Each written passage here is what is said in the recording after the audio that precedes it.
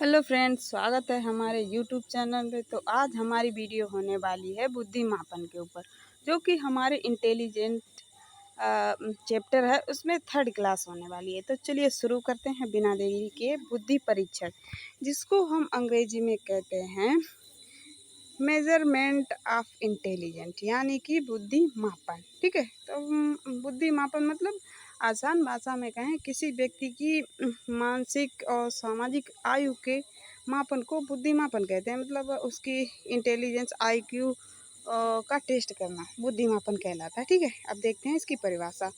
बुद्धि मापन से हमारा तात्पर्य किसी छात्र या व्यक्ति की मानसिक योग्यताओं या क्षमताओं को मापने से होता है। बुद्धि मापन को हम 3 कालों में बांटकर पढ़ते हैं। अब क्या होता है कि बुद्धि मापन जो है वो 3 कालों में बटा हुआ है। ठीक है, 3 कालों में। अब बात करेंगे बुद्धि मापन की, जो कि 3 कालों में बटा हुआ है। सबसे फर्स्ट नंबर पर आता है अवैज्ञानिक काल, नेक्स्ट है वैज्ञानिक काल, और फिर आता है आधुनिक काल। तो सबसे पहले हम बात करेंगे अवैज्ञानिक काल की। देखिए क्या होता है इसमें कि 1905 से पहले का समय, 1905 से पहले का समय जो था वो अवैज्ञानिक काल था। उसमें अवैज्ञानिक काल से बुद्धि परीक्षण, बुद्धि मापन किया जाता था। ठीक है, इसमें क्या होता है अवैज्ञानिक काल में, इस शरीर की बनावट के आधार पर, इसमें मतलब किसी व्यक्ति की शरीर की बनावट कैसी है उसके आधार पर बुद्धि मापन किया जाता था। कि उसकी अगर शरीर की बनावट अच्छी है तो उसकी बुद्धि मापन भी आईक्यू लेवल अच्छा होगा, और डिफरेंट है तो उसमें कुछ कम ज़्यादा। ठीक है, अब बात करेंगे अब वैज्ञानिक काल की। वैज्ञानिक काल जो है वो कब से शुरू हुआ, 1905 से 1911 का समय जो है वैज्ञानिक काल कहलाता है। इसमें वैज्ञानिक काल में बुद्धि मापन किस आधार पर किया जाता था, मानसिक आयु के आधार पर। किसके आधार पर, मानसिक आयु के आधार पर। मानसिक आयु के आधार पर का तात्पर्य है किसी व्यक्ति की मानसिक योग्यता कैसी है। आपने किसी से क्वेश्चन पूछा, किसी व्यक्ति से, तो वो कैसे उत्तर देगा उसके आधार पर किया जाता था। तो वो काल था वैज्ञानिक काल। अब नेक्स्ट है आधुनिक काल। अब आधुनिक काल की बात करें तो 1911 के बाद का समय जो था वो आधुनिक काल। उसमें आधुनिक काल का बुद्धि मापन कहते हैं। इसमें क्या होता है कि बुद्धि के आधार पर बुद्धि मापन होता था। आधुनिक काल में बुद्धि के आधार पर किसकी कितनी जल्दी, कितनी फास्ट, कोई व्यक्ति कितनी फास्ट व्यक्ति जो है किसी क्वेश्चन को सॉल्व करता है, कितनी जल्दी से उसका सल्यूशन और क्रिएटिविटी कितनी है, तो उसके आधार पर, बुद्धि के आधार पर आधुनिक काल में बुद्धि मापन होता था।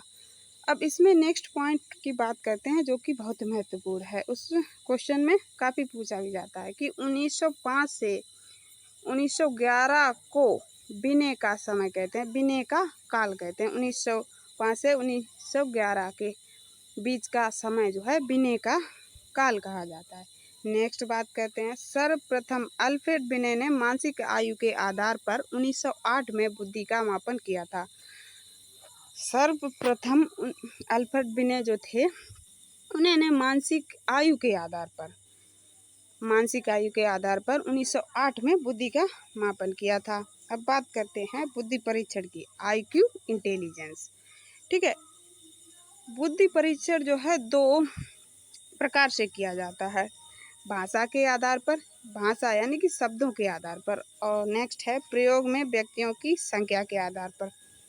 अब बात करेंगे भाषा या शब्दों के आधार पर। इसके भी दो टाइप होते हैं। ठीक है, सबसे पहले होता है शाब्दिक बुद्धि परीक्षण, जो कि शब्दों के आधार पर होता है।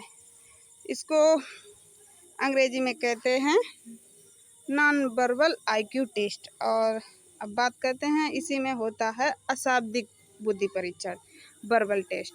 इसको हम वर्बल टेस्ट कहते हैं। ठीक है, इसमें जो है शाब्दिक का तात्पर्य होता है कि शब्दों के माध्यम से बुद्धि परीक्षण करना, और अशाब्दिक जो होता है उसमें लिखित होता है, रिटिन की। ठीक है, रिटेन होता है।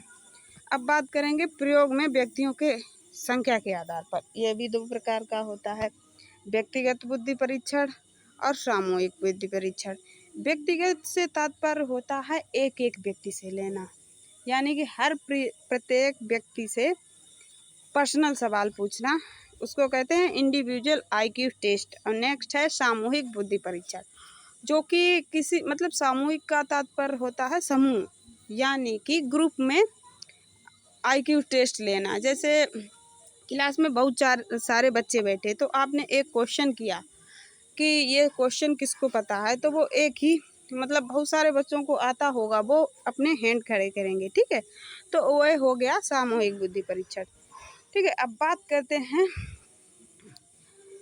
शाब्दिक बुद्धि और अशाब्दिक बुद्धि परीक्षणों में अंतर, ठीक है।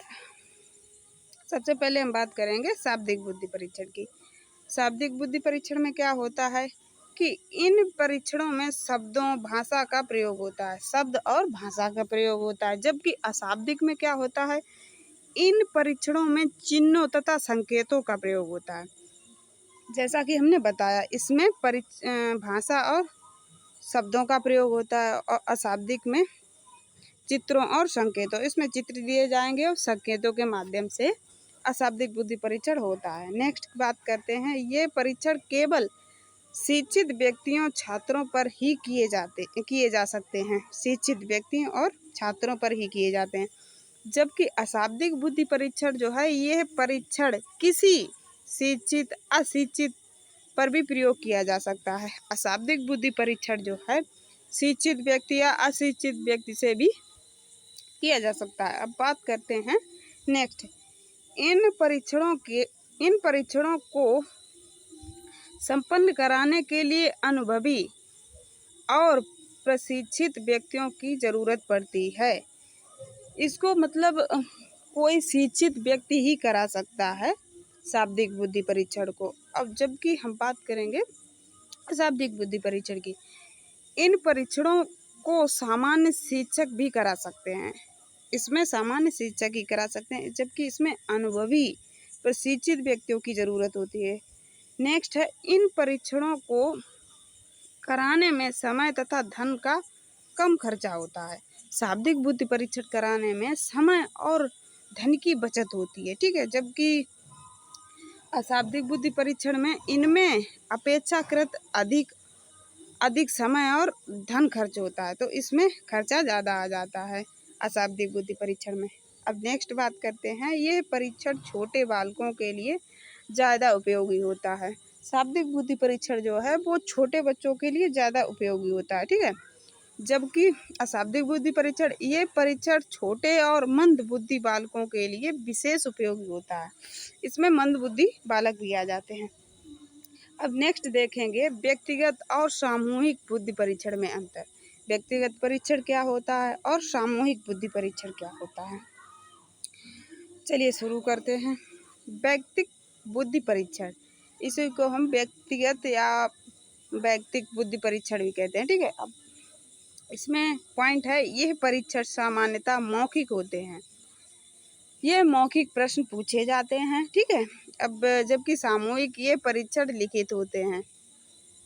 हाँ, जैसे परीक्षा होती है वो ऑब्जेक्टिव भी होती है, सब्जेक्टिव, उसी के माध्यम से ये लिखित परीक्षण होते हैं। जैसे क्वेश्चन दिए जाएंगे तो वो बच्चा हर अपने अपने मतानुसार उस क्वेश्चन का हल लिखेगा, ठीक है। नेक्स्ट है, इसकी समय सीमा निश्चित नहीं होती है, जबकि इसकी समय सीमा निश्चित होती है। सामूहिक की समय सीमा निश्चित होती है कि इतने समय में आपको ये क्वेश्चन करना है। नेक्स्ट है, इसको संपन्न कराने के लिए प्रशिक्षित और अनुभवी व्यक्तियों की ज़रूरत होती है, जबकि इन परीक्षणों को कोई भी सामान्य व्यक्ति करा सकता है। जैसे शाब्दिक और शाब्दिक में होता है, सेम पॉइंट इसमें भी है। इसको संपन्न कराने के लिए प्रशिक्षित और अनुभवी व्यक्तियों की ज़रूरत होती है, व्यक्तिक बुद्धि परीक्षण को, और जबकि सामूहिक में सामान्य टीचर भी करा सकते हैं, ठीक है। नेक्स्ट पॉइंट है इसमें, इन परीक्षणों का मूल्यांकन करना कठिन होता है। जबकि इनका मूल्यांकन करना सरल होता है। नेक्स्ट है, इसमें वैधता तथा विश्वसनीयता अधिक होती है। इसमें इनकी वैधता एवं विश्वसनीयता अपेक्षाकृत कम पाई जाती है। तो आशा करते हैं आपको बुद्धि परीक्षण काफ़ी अच्छे से समझ में आए होंगे।